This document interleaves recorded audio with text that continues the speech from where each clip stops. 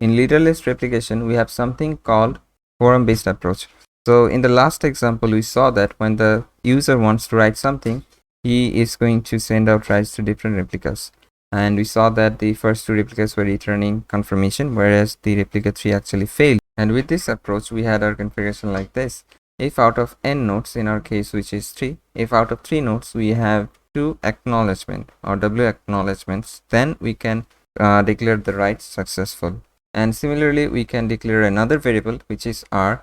So this is the number of replicas that we want to connect before we read something. So if r is 2, it means that if the user wants to read something, he or she has to connect to 2 replicas to read that thing. Now that we know these 3 different variables, let's look at how it will play out when we have different values for these different variables. Now let's look into this configuration. So I have set w to be 2, r equals to 2. It means if we write something, we have to write it into 2 replicas.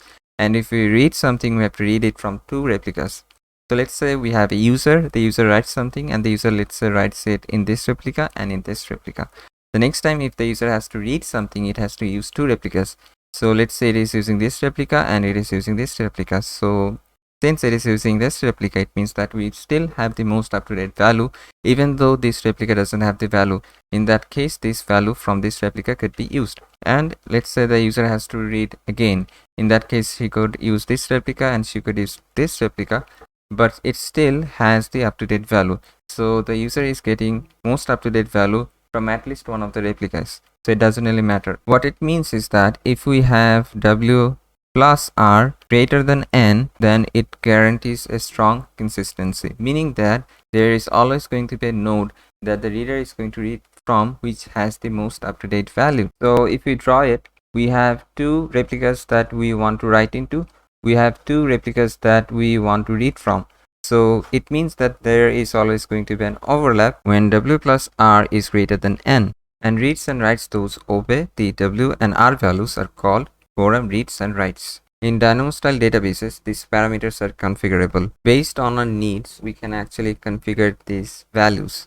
For example, we are building a system which is read heavy. In that case, we could make w equal to n and r is equal to 1. What it means is that if we need to read something, we only need to read it from a single replica. This is going to be faster. Whereas if we want to write something, we need to write it in all of the replicas. Since we still have w plus r is greater than n in this configuration, so it means that we still are going to have strong consistency. But one of the other issues that we have with this configuration is that, for example, we need to write to every replicas, right? So if for some reason this replica goes down, we cannot write anything in the database until this replica is brought back up. Now let's say we have 5 replicas and we make write to 3. It means that we need to write to 3 replicas for that write to be declared successful. If some nodes become unavailable, we can still make writes. And the same is true for read. We can process reads with some unavailable nodes. And since we can see even in some failing nodes we're able to process requests, it means that we are providing better availability. And with this setup, we can also see we have a strong consistency. And if we are in a situation where we can tolerate some inconsistency, we can go ahead and make the numbers even smaller.